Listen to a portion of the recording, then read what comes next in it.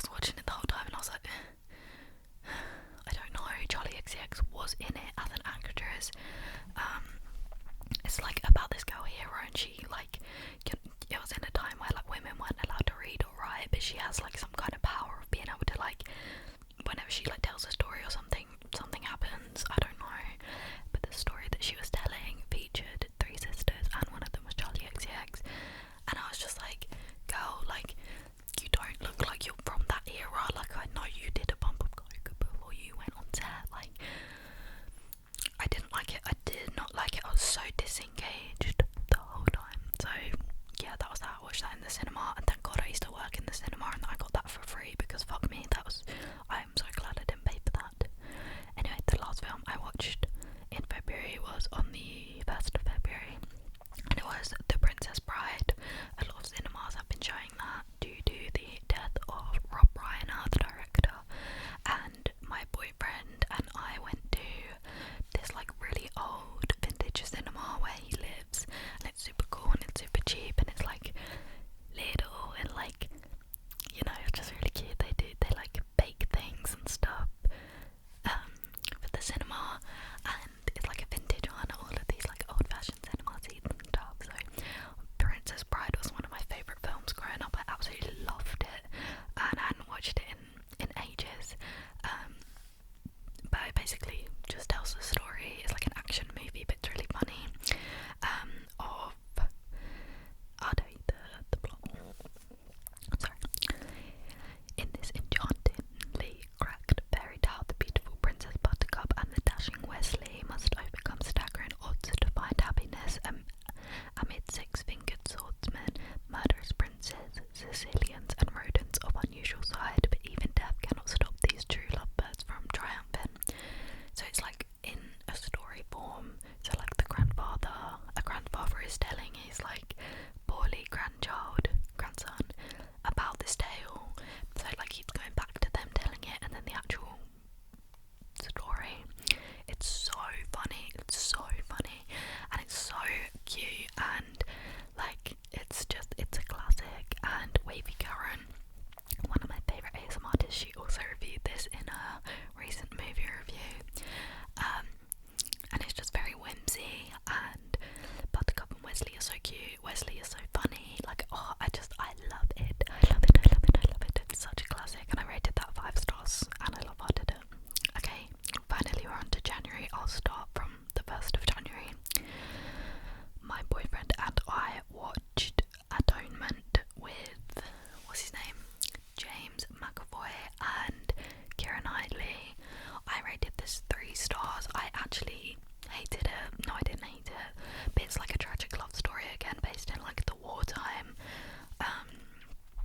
about torn apart by betrayal, separated by war, bound by love. A young girl irrevocably changes the course of several lives when she accuses her older sister's lover of a crime he didn't commit. So it's about this sister who said that her older sister's new love raped her, and he got sent away, and she didn't see him, and then he went to jail. So she only like, they got to be together for like the start of their love, and that's all I can say again without giving it away. But I thought it was like the ending. To be fair, I didn't expect it, but I wasn't upset, because like they were together for literally like 15 minutes, genuinely, not even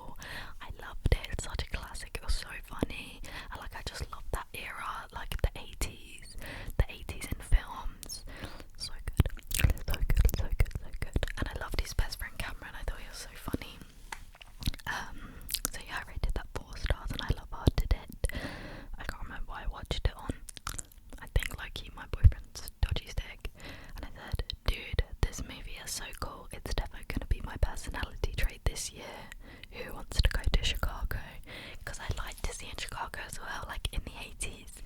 And yeah, it's just a really good feel-good movie. Then I watched Uncle Buck, which is like a Christmas film, I guess. Another 80s movie, just like another classic feel-good movie. Uncle Buck basically is like a bum, and he has to look after his nieces and nephews because their parents have to go away, and like nobody has any faith in him because he's just not good at anything.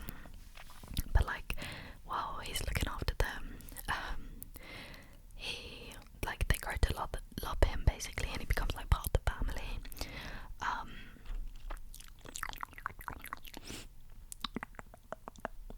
Yeah, and there's like the moody older niece who like doesn't like him and is like mean to him, and then like over time, because he like helps her out and looks out for her, they're like good friends.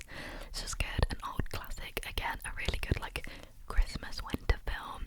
And he makes these huge pancakes for one of the nephews' birthday breakfast, and he like uses one of those snow shovels to like flip them. It was just really cute, it was really sweet, I really liked it. I rated that 3.5, and I think I watched that on Prime. Then I watched the Darjeeling Limited, Wes Anderson movie, which is about 3 brothers who are not very close anymore, and one of them like plans a trip through India. Yeah, on like a train, and it like just basically shows them like traveling through India on one of those like sleepaway trains, to try and like bond back together. And they're like trying really hard to go on some like spiritual quest, but things keep going wrong. Oh my gosh, this movie was great. It was so great. Wes Anderson, as always, so really love him. The soundtrack was elite. I actually got it on CD after I watched this film. It was funny, it was very cultural, very different to a lot of his other work. I loved the 3 brothers. It does have Owen Wilson in, and sometimes he does piss me off, just because when he's always like, that is literally what he looks like, and his voice is a little bit annoying, but no, it was really good. Yeah, I loved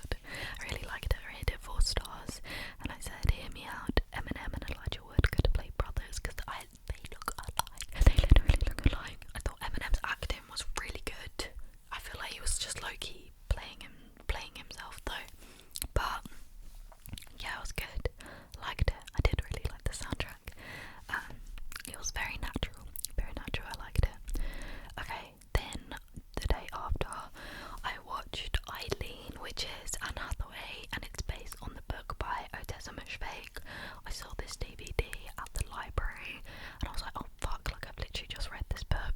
I didn't even know that there was a movie, so I was really excited. And the movie was terrible. It was terrible. I hated it.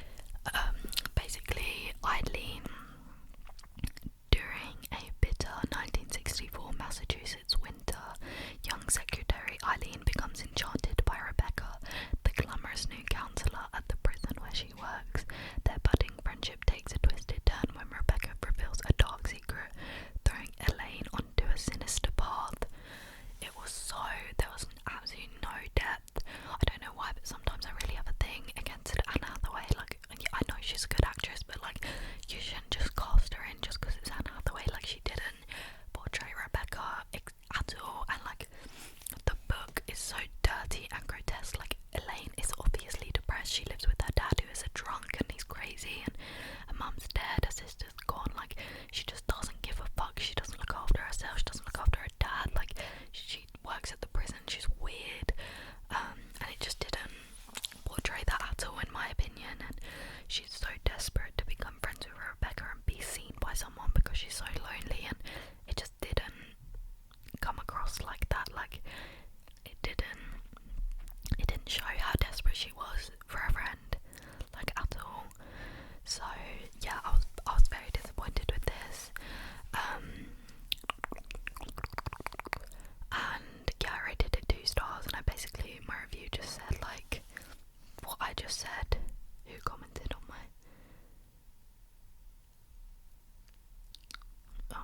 someone commented on my review. Wow, I watched a lot of films. Maybe I won't do all of them because this is pretty long. I rewatched The Hunger Games Mockingjay. Well, I watched all of them because we were going to see it in the theatre in London, and my housemate hasn't watched them, so I watched all of them, but I only really reviewed this one because the other 3, I was kind of in the middle of doing something, so I didn't really pay attention. But yeah, rated 3.5 stars. You know, it's Hunger Games. It's a classic. Grew up with it. Finnick, my love. Yeah. And I said, all I ever do is think about that one transition. If you know, you know. Why don't I even know? When Katniss like slams Peter in the first film, when he says like he's got a crush on her, and then in the third film, he, you know, he's obviously crazy and slams her, and I love that transition. Anyways, then I watched Asteroid City, another Wes Anderson film, 2023. And it's basically about a space cadet convention in an American town, and there's like an alien invasion, and there's just so many different like characters, because obviously all the kids are there, all these like smart, intellectual, like space kids are there with their families, and everyone's so unique and different. And this got a lot of bad rep when it came out. I loved it. I thought it was absolutely fabulous. I thought it was so funny. The colours and like the palette is so nice. It's so nice. I love Scarlett Johansson. She is definitely my favourite woman actress. And I love her. I love her in it. And yeah, I just liked all the families. Maya Hawke's in it. She plays a teacher, and they like are basically all quarantined in this desert due to some like alien extraterrestrial thing going on that they have to be quarantined, and it just like shows what everybody gets up to during the quarantine. And they specifically have these vending machines in the desert, and I can't even, like, it's the coolest thing ever. I'm so like jealous that I couldn't like do that. And I went to the Wes Anderson exhibition, and they had them, and it was like a bunch of vending machines, and you could buy a piece of land on these vending machines, you could buy a coffee on these vending machines, you could buy guns, bullets, you know, like toothbrushes. There was like different vending machines for everything, like milk. Like, it was just, so good. I thought it was great, really awesome, really beautiful. Then I watched The Birdcage with Robbie Williams, and Robbie Williams is gay in it, and he is a cabaret owner. He owns a bar, a cabaret, and his partner is like this really dramatic drag queen, and his son is bringing a girl over, and the girl's dad is like, wait, he's not like mayor, but he's like, they're just like conservative, and they're like a huge name or something like that. He's something like politically like really famous or something.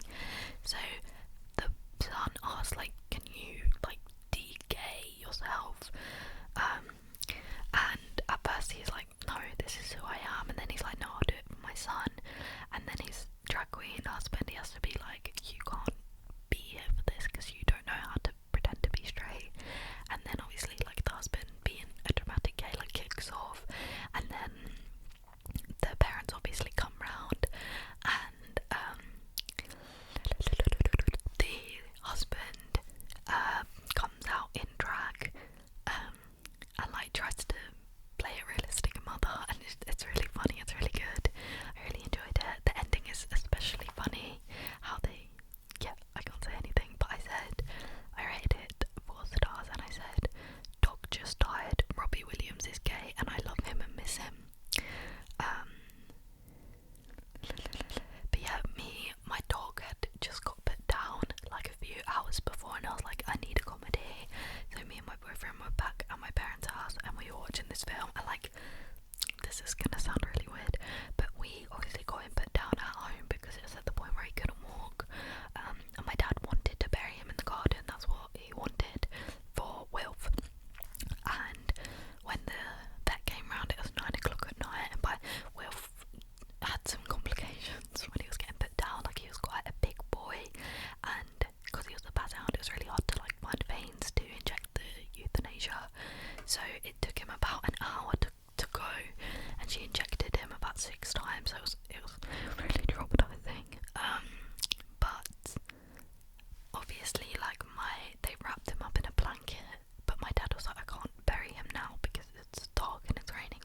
So he was like, I'll do it first thing in the morning. So like, we were watching this film, and my dead dog was like right there, and like I was in such like a state, so I just, yeah, crazy.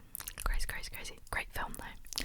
Then the next day I ended up watching Wiener Dog, which is by Todd Solondz, and he's known to do like really grotesque and like graphic films. I don't think I've watched anything else of his work, but it's like it tells 4 stories about 4 different owners who own a dachshund, and some of them are really fucked up, but they all just live like really different lives, and how their dogs are like intertwined in their life. Yeah, it was really mind-fucky and like really brutal. So I rated it 2.5 stars. Greta, I keep wanting to say Greta Gerwig. Wait, it is Greta Gerwig. Yeah, sorry, it is Greta Gerwig. She's in it, and Kieran Culkin is in it, who is my new hyperfixation. Well, he was a few months ago. Yeah, it was okay. It was weird. It was a bit disgusting. Especially like the last story was not what I needed to see a day after my dog died. So I rated that 2.5, and I literally said ending was brutal, but I'm all cried out today. So yep, I think I'm just gonna power through, you know, I've not got too many left. Then I watched The Lord of the Rings, The Two Towers. I've got that on DVD. You know, that's something I really have to commit to, because obviously they are so fucking long. The first one I watched when I was on my flight back from Boston, and I loved it. I think I loved it extra because I'd been so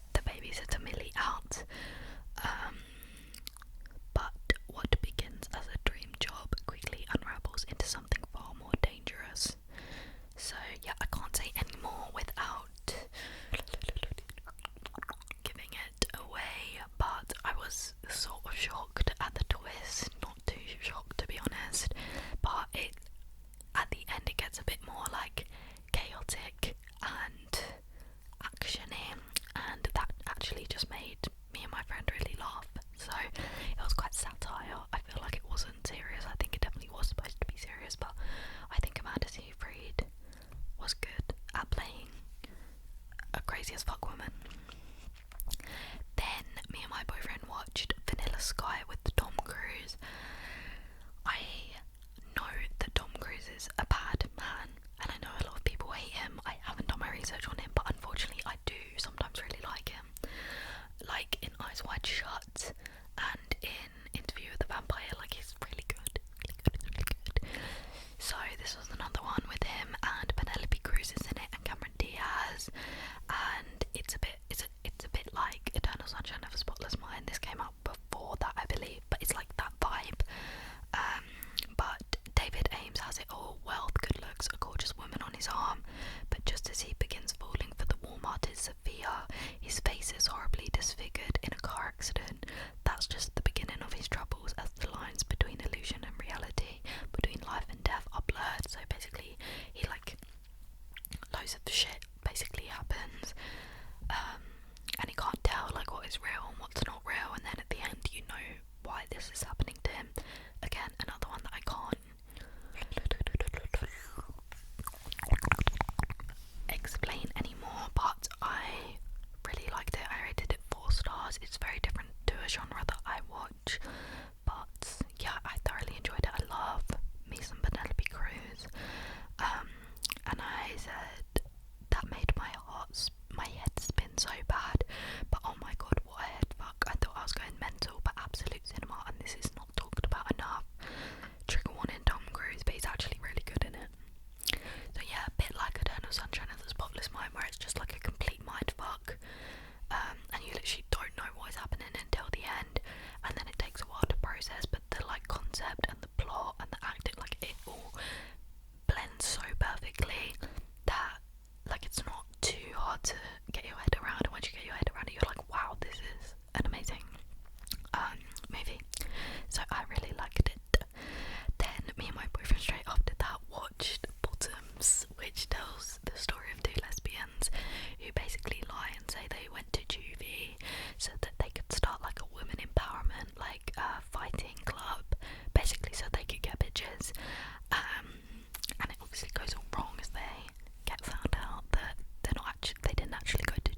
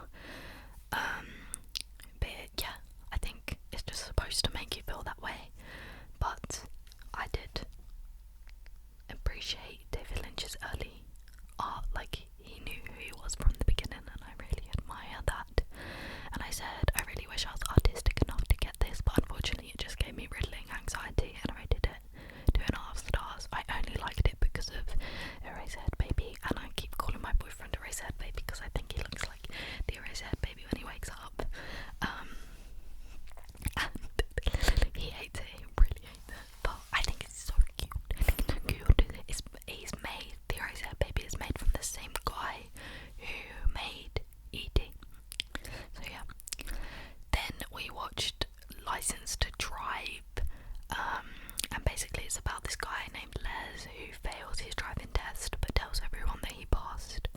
And he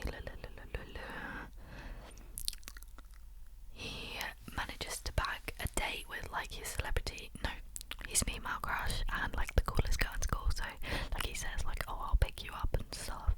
So he lies to everyone and tells them that he can drive. And he uses his family's prized luxury car for the occasion, and Mercedes, the celebrity oh my gosh, the female crush, sneaks some booze along and passes out drunk and confused. Les makes the bad decision of enlisting his rebellious friend Dean to help. So it's basically just these teenagers, and he's like trying to pretend that he's got his driver's license, and the girl gets too drunk and everything goes wrong. Like literally everything that could go wrong goes wrong. They make all these bad decisions. Like it just is chaotic. Everything is happening. I rated this 3 stars. It was good. We watched it on like a dodgy website, so it was really blurry, but it is also 1988, and it has Annie from Twin Peaks. She plays the girl. But yeah, it was good. It was funny.